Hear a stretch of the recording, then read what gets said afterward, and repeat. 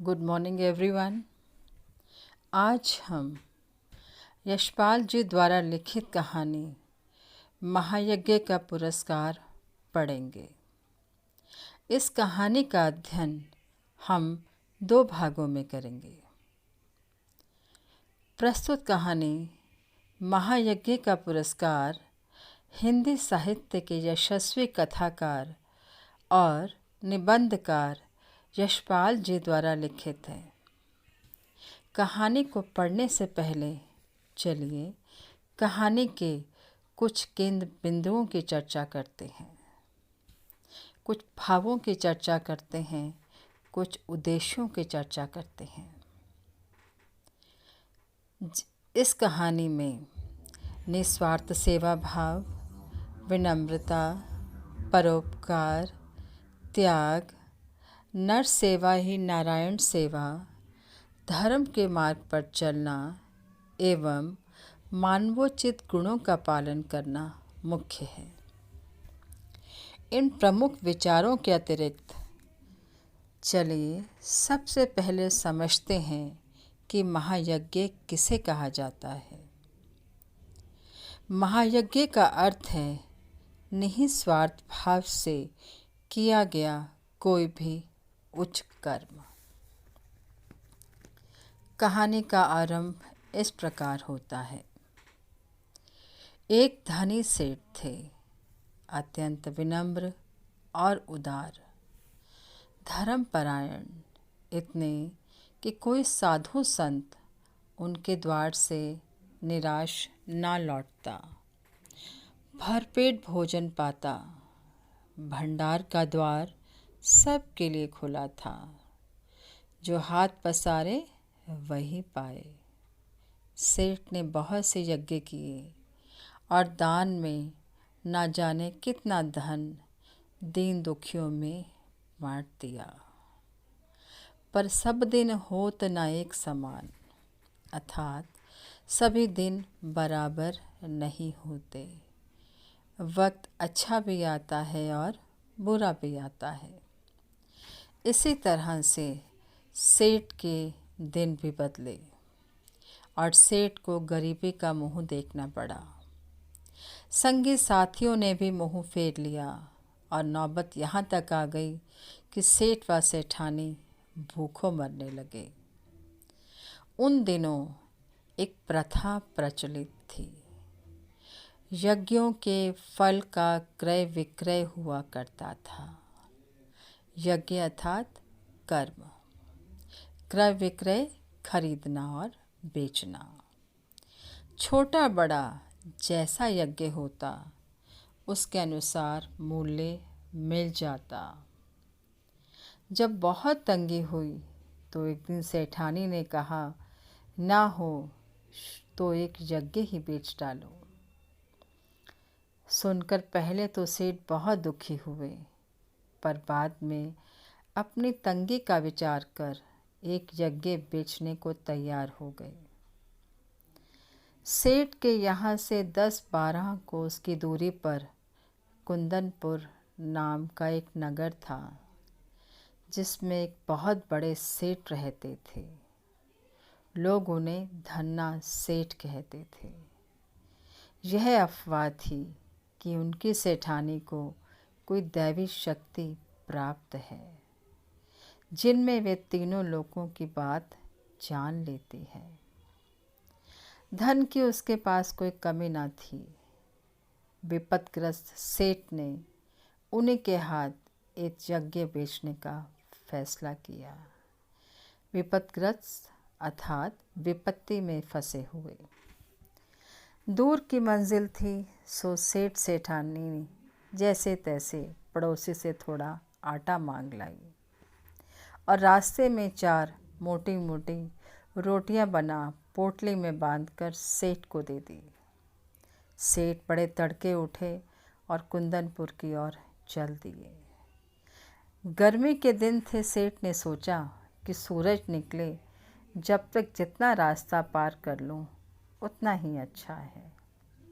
यह सोचकर वह खूब तेज चले, लेकिन आधा रास्ता पार करते करते धूप में इतनी तेज़ी आ गई कि चलने में कष्ट होने लगा। पसीने से उनकी सारी देह लथपथ हो गई और भूख भी सताने लगी। सामने वृक्षों का कुंज और कुआं देखकर सेठ ने विचार किया कि यहाँ थोड़ी देर रुककर भोजन और विश्राम कर लेना चाहिए।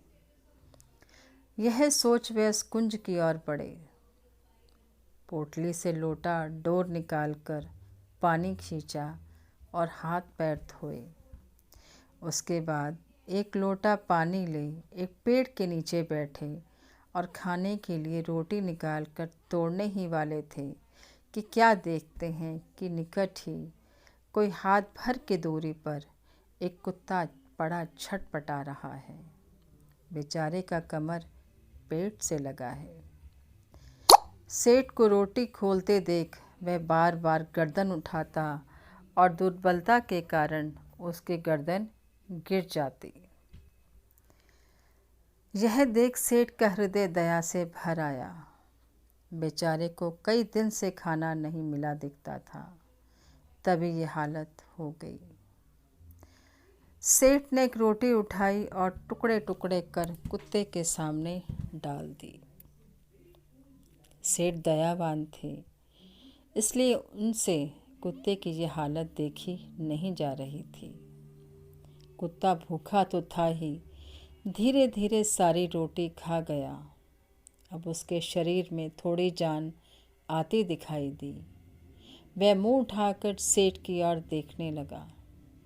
उसकी आंखों में कृतज्ञता थी, अर्थात एहसान था, उपकार मानने का भाव था।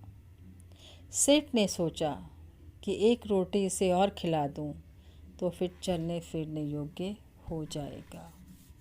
यह सोचकर सेठ ने एक और रोटी टुकड़े टुकड़े करके उसे खिला दी। 2 रोटियां खाने के बाद कुत्ते के शरीर में शक्ति आ गई और वह खिसकता खिसकता सेठ के समीप आ गया। सेठ ने देखा कि अभी भी वह अच्छी तरह से नहीं चल पा रहा है। आसपास कोई बस्ती भी नहीं दिखाई दे रही। सेठ ने सोचा, एक रोटी इसे और दे दूं तो फिर ये अच्छी तरह से चल सकेगा। मेरा क्या है, जैसे 2 खाई वैसे 1। थोड़ी देर में कुंदनपुर पहुंच जाऊंगा। फिर क्या था, सेठ ने तीसरी रोटी उठाई और वह भी कुत्ते को खिला दी। यहाँ हम देखते हैं कि किस प्रकार सेठ की महान भावना, उसके उच्च विचार, उनकी कर्मशीलता, उनके महान भाव, विनम्रता, परोपकार सब दिखाई देते हैं। इसी के कारण वह उस कुत्ते की सहायता करते हैं और उसे जीवन दान देते हैं। अब 1 रोटी बची, उसे लेकर वह स्वयं खाने ही वाले थे कि सेठ ने देखा कि कुत्ते की आँखें अब भी उस ओर जमी हैं। उन आँखों में करुण याचना है। करुण याचना का अर्थ है प्रार्थना है, अर्थात कुछ पाने की चाहत है।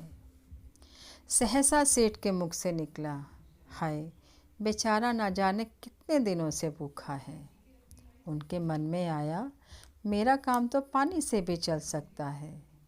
इस बेचारे मूक और बेबस जीव को 1 रोटी और मिल जाए तो निश्चय ही इसमें इतनी ताकत आ जाएगी कि वह किसी बस्ती तक पहुंच सकेगा।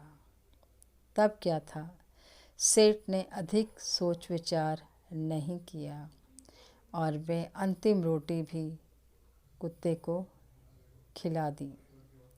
स्वयं 1 लोटा जल पीकर और थोड़ा विश्राम करके उन्होंने अपना रास्ता पकड़ा, अर्थात कुंदनपुर की ओर रुख किया।